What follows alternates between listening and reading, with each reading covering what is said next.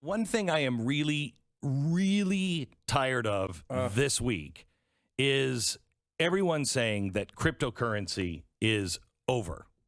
Oh, yeah. Is it that time of year again? It is that time of year. It's that time of year It's where over. we all say It's this never all coming over back. again. Never coming back. It's over. Now, all of these people have written this article already years ago. Every time cryptocurrency goes down, they write the same article. And it always says, like, crypto is dead. All the people, they find one person who bought at the absolute peak and is down 50%. And they highlight their life and how it's been destroyed. And this is over, and it's never going to come back. And it's amazing because none of it coincides with anything of anyone in the government and their wishes and what they're trying to do. No, everything they do is fine. Yeah. But so I decided to look back.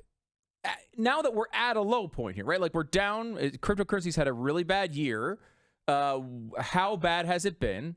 And let's compare it to a normal investment. Okay. All right, so here we go. All right.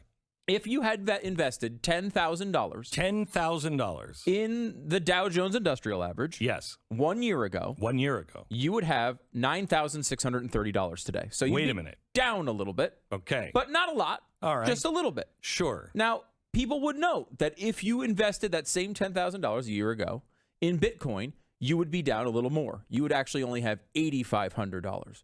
So that's $1,000 difference. That's and bad. Pretty bad, right? That's bad. So one of the big we should stop there and not look at any other time windows. It's interesting because that seems to be what all of these articles are predicated on. That's weird. If we look at the worst possible time window for cryptocurrency, it looks pretty bad. But I thought maybe, how long do you invest in? Is it always a year?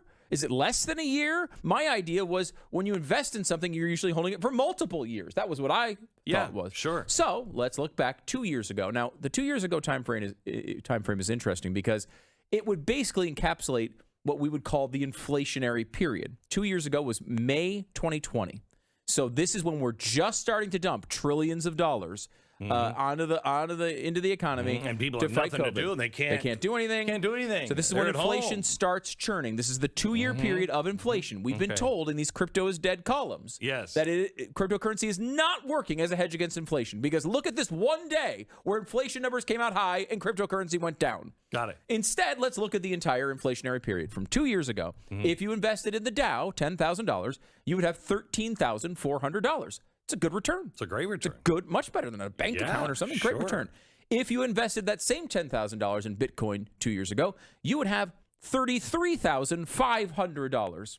That's better? That's better. That's better. That's better. Okay, I wasn't sure. I'm not good at math. But crypto is dead. Remember that. $30,000. $33,000 or $13,000. Which one would you rather have? I think I would rather have the 33. Okay, but maybe that's just one lucky year. Let's go back to 3 years ago. Okay. 3 years ago, if you invested $10,000 in the Dow Jones Industrial Average, you would have $12,700 Not as today. good as the year. Not even as good as the year previous. Uh-uh. However, if you invested $10,000 in Bitcoin 3 years ago, you would have $35,900. That's better. Which one would you rather have, $35,900 or $12,700? I'd rather have the 39,000. Okay, all right, or $35,000. 35,000. Thank you. 4 years ago, I feel like I'm on The Price is Right. if you invested $10,000 in the Dow Jones Industrial Average 4 years ago, you would have $13,300. Now, again, It's kind that's of 33% over 4 years. It's not unbelievable, but it's not a bad return. It's a solid return. Yeah. If you invested that in Bitcoin, you would have $34,600. Again,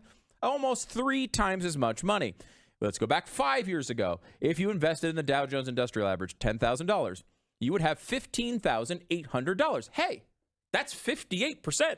Right? That's pretty good return on the Dow over 5 years. Sure. Nothing wrong with that. It's a solid investment. That's a great investment. If you invested $10,000 in Bitcoin 5 years ago, you would have $144,200. Which is bigger than the 15,000. It's almost 10 times almost what 10 you would times. have. So you can have, the risk is you could have slightly less than the Dow in the last year, or you could have 3 times as much in every year in between, and in the 5th year, you'd have 10 times as much.